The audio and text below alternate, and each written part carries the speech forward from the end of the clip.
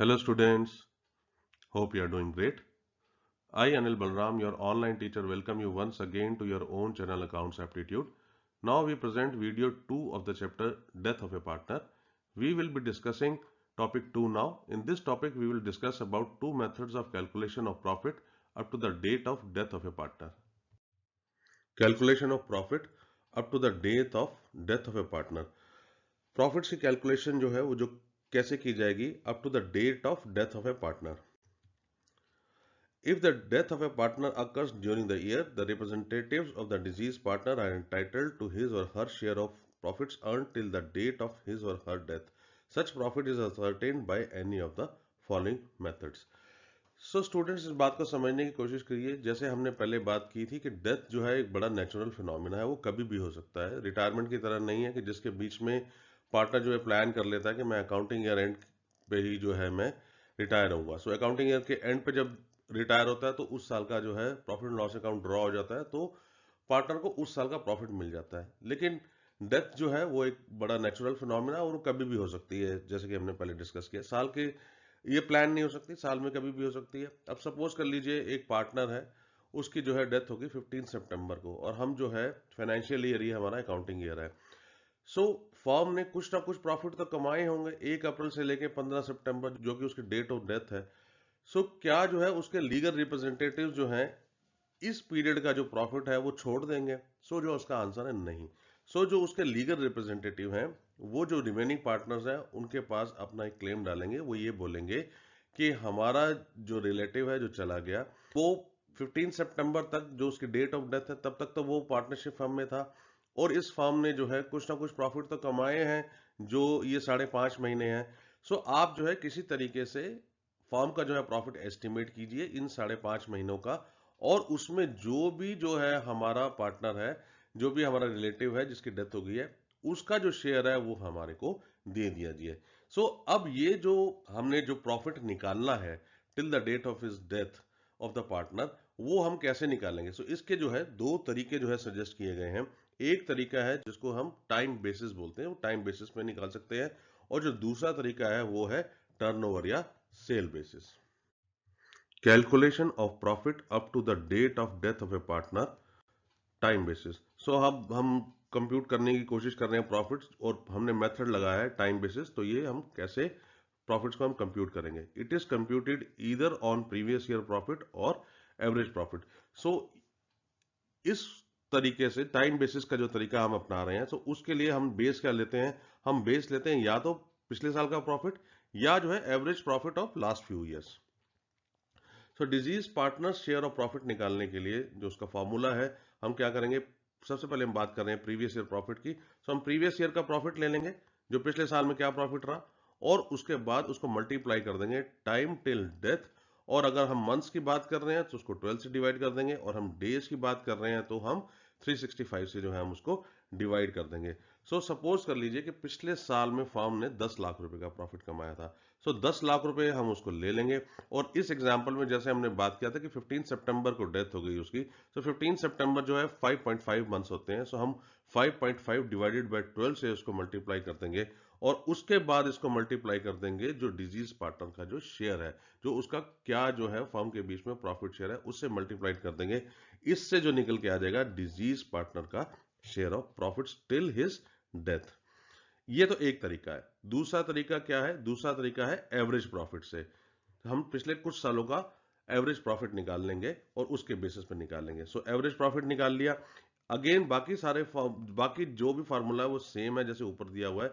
इसको हम मल्टीप्लाई करेंगे टाइम टिल डेथ, और उसके बाद उसको मल्टीप्लाई कर देंगे डिजीज पार्टनर के शेयर से. अब जो एवरेज प्रॉफिट है वो कैसे निकाला जाएगा? एवरेज प्रॉफिट निकालने का बहुत सिंपल तरीका है. हमने कई बार निकाला हुआ है, गुडविल में भी निकाला हुआ और कई जगह निकाला हुआ है. सो उसमें हमने क्या करना है कि हमें क्वेश्चन में कुछ सालों के पिछले प्रॉफिट्स दे रखे होंगे, 3-4 सालों के, उन सबको हम ऐड कर लेंगे और जितने साल के जो प्रॉफिट है उनको जो है उससे हम डिवाइड कर देंगे, तो हमारा जो है एवरेज प्रॉफिट निकल के आ जाएगा.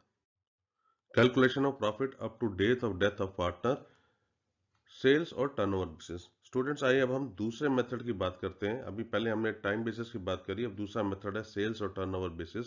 सो आइए देखते हैं कि इसमें जो है प्रॉफिट जो है कैसे निकाले जाते हैं, deceased partner's share of profits are equal to last year profit divided by last year sales multiplied by sales till death multiplied by deceased partner's share. So students इसको समझने की कोशिश कीजिए।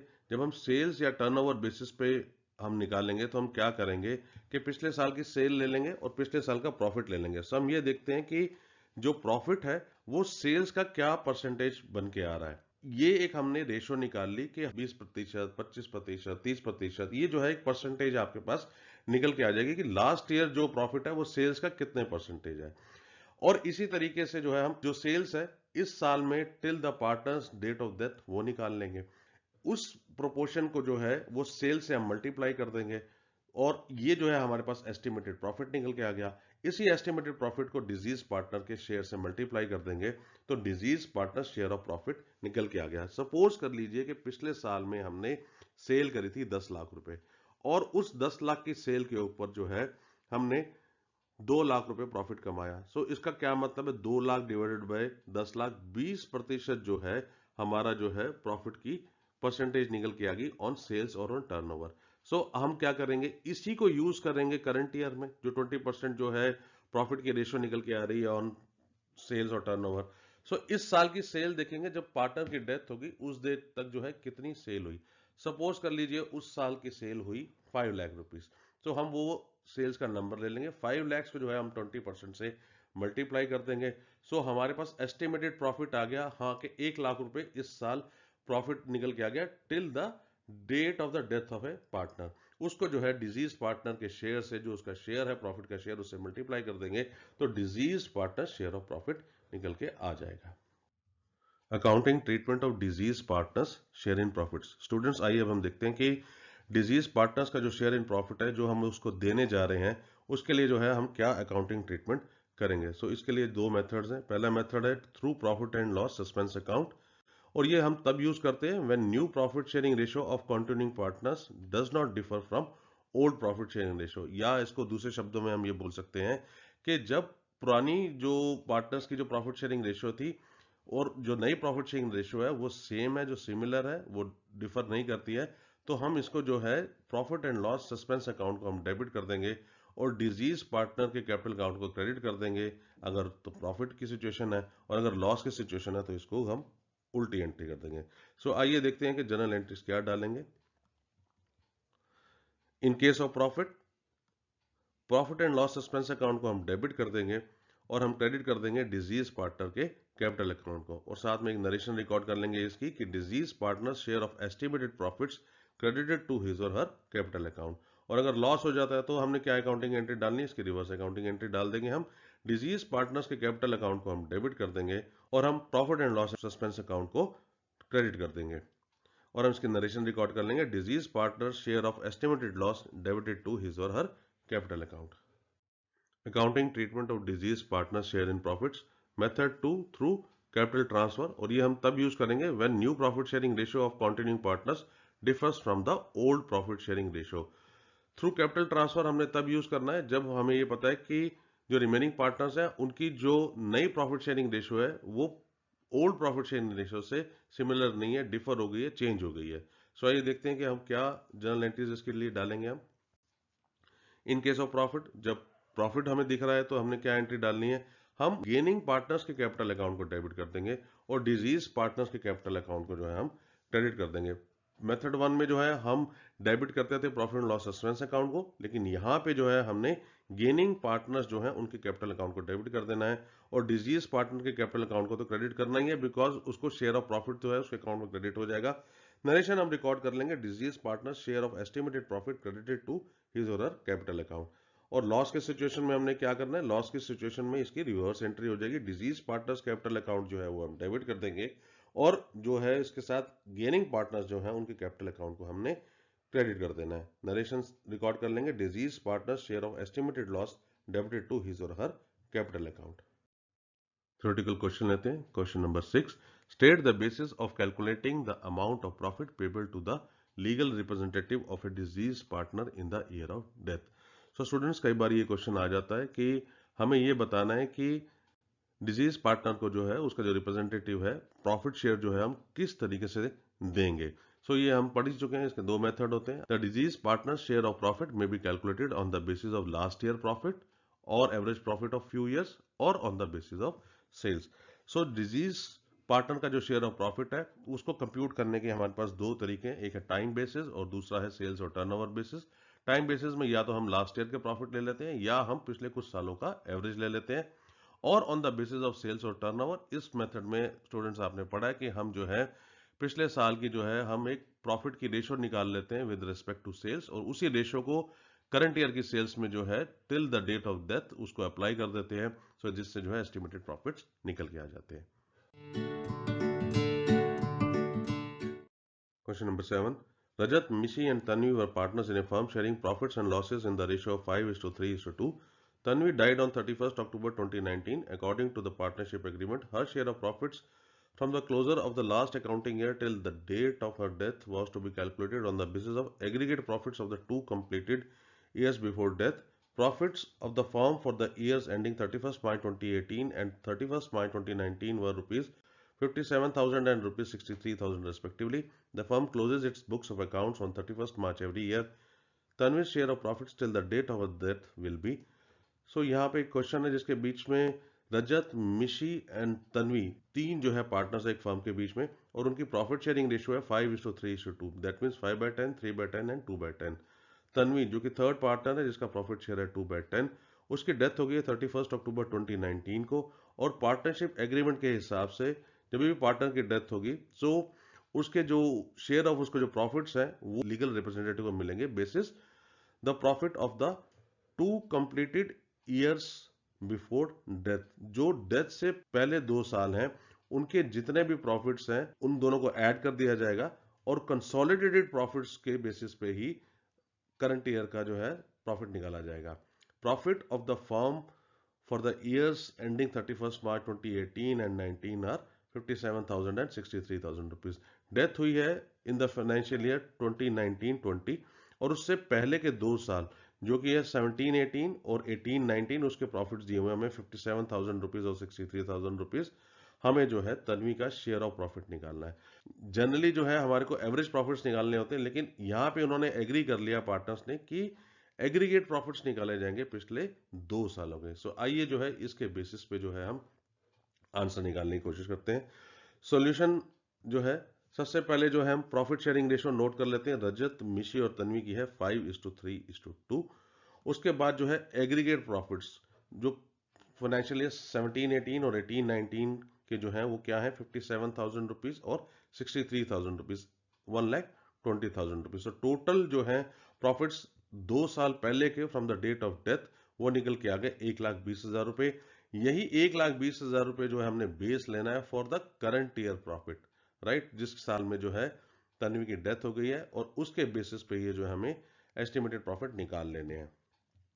सो एस्टिमेटेड प्रॉफिट जो है till the date of Tanvi's death जो क्या हो जाएंगे, एग्रीगेट प्रॉफिट्स हमने लिए 1,20,000 रुपए और डेथ हुई है 31 अक्टूबर 2019 को। दैट मींस अप्रैल से लेकर 31 अक्टूबर जो है 7 मंथ्स हो गए।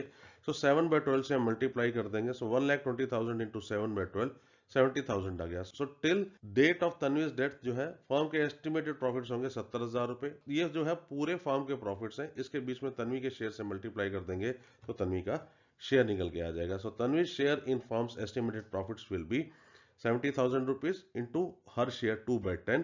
So 70,000 into 2/10 is equal to 14,000 rupees.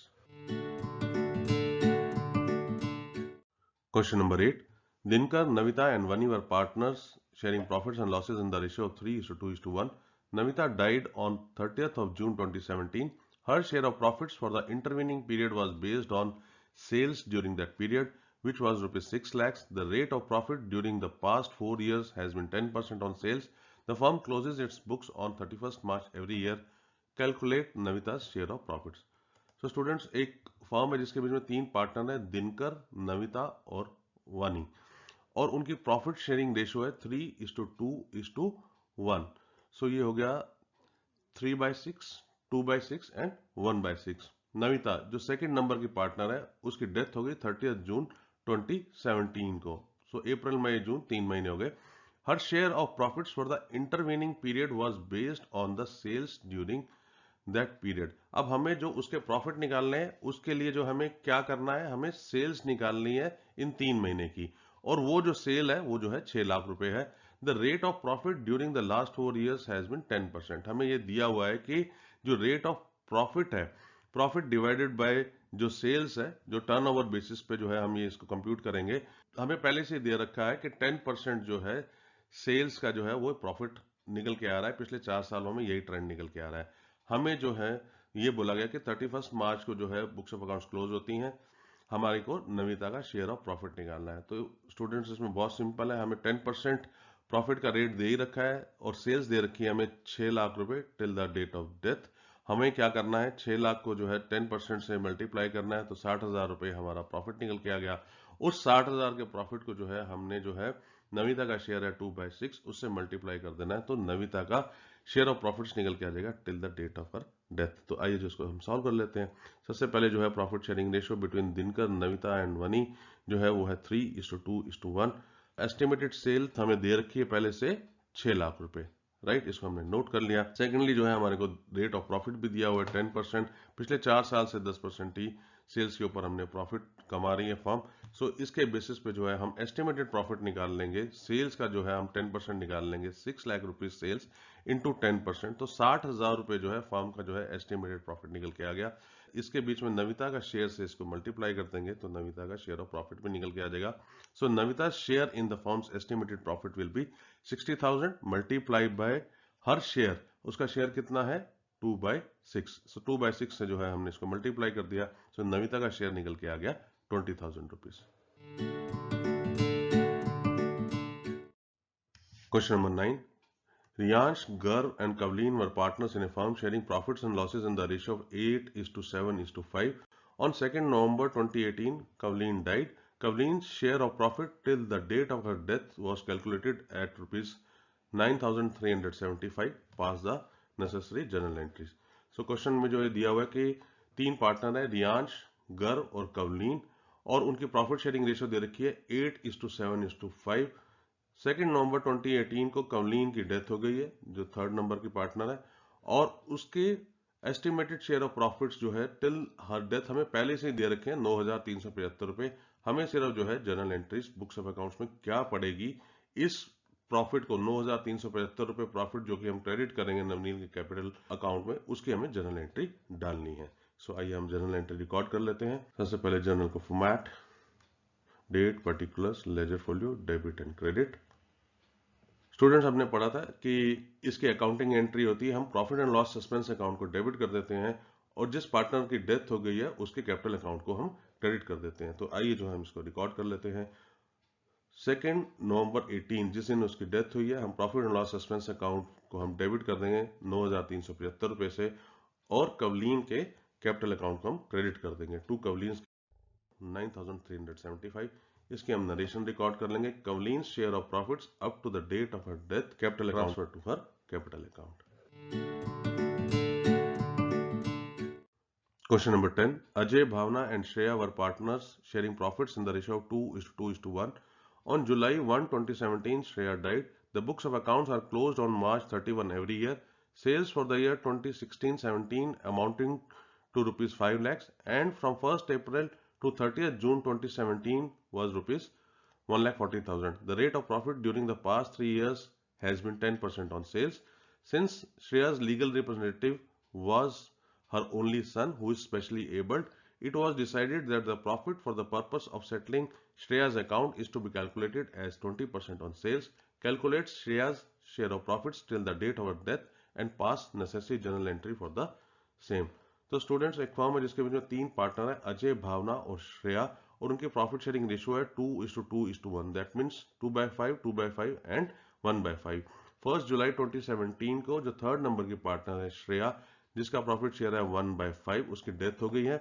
Books of accounts जो है 31 मार्च को क्लोज की जाती है। एक साल पहले, ये साल था 17-18 जिसमें श्रेया की डेथ हुई, तो 16-17 में जो सेल्स थी वो 5 लाख रुपए थी, और जिस साल में श्रेया की डेथ हुई है, सो 1 अप्रैल से लेकर 30 जून 2017 तक, जिस दिन उसकी डेथ हुई है दैट मीन्स 1 जुलाई, सो उस डेट तक जो है फॉर्म की जो सेल रही 1,40,000 रुपए।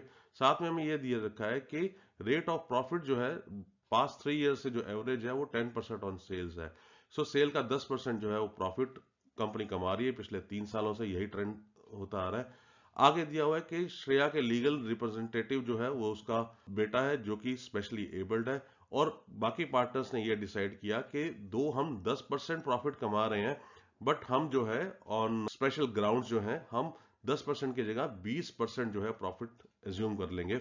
हमें जो है श्रेया का शेयर ऑफ प्रॉफिट निकालना है till the date of death, और हमें जर्नल एंट्री डालनी है। सो आइए स्टूडेंट्स, ये टर्नओवर बेसिस का जो है क्वेश्चन है, आइए इसको हम सॉल्व कर लेते हैं।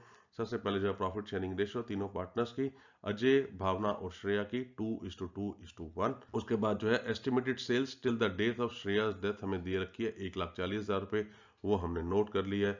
रेट ऑफ प्रॉफिट 10% की जगह है 20%। आइए इसके बेसिस पे जो है हम टर्नओवर लेके और रेट ऑफ प्रॉफिट लेके जो है हम फर्म के एस्टिमेटेड प्रॉफिट जो है 1 जुलाई तक के निकाल लेते हैं। सो एस्टिमेटेड प्रॉफिट जो है वो निकल के आ गए 1,40,000 जो सेल्स थी फर्म की, उसको 20% से हमने मल्टीप्लाई किया, सो 28,000 रुपए जो है एस्टिमेटेड प्रॉफिट्स निकल के आ गए।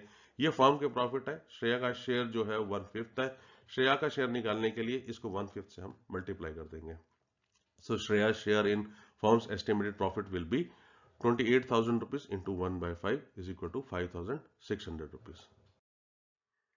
Share share in firms estimated profit जो है अभी हमने निकाले थे 5,600 रुपीज। आइए, हमें जर्नल एंट्री भी क्वेश्चन दी हुई है कि हमें जर्नल एंट्री डालनी है। इसके लिए हम profit and loss suspense account को हम डेबिट कर देंगे 5,600 रुपीज से, और हम क्रेडिट कर देंगे Shreyas capital account to Shreyas capital account 5,600 rupees. Narration record कर लेंगे Shreyas share of profit up to date of her death transfer to her capital account. Students, thanks for watching this video. Please press the like button if you found the video informative, and subscribe to your channel Accounts Aptitude. In case you need more information on any topic, please comment below. Further, we request you to share this video with your friends so that they can also enhance their knowledge watching this video. Please do visit our website www.accountsaptitude.com to get study notes, past year questions and solutions. You can also email us at info@accountsaptitude.com. Take care and goodbye.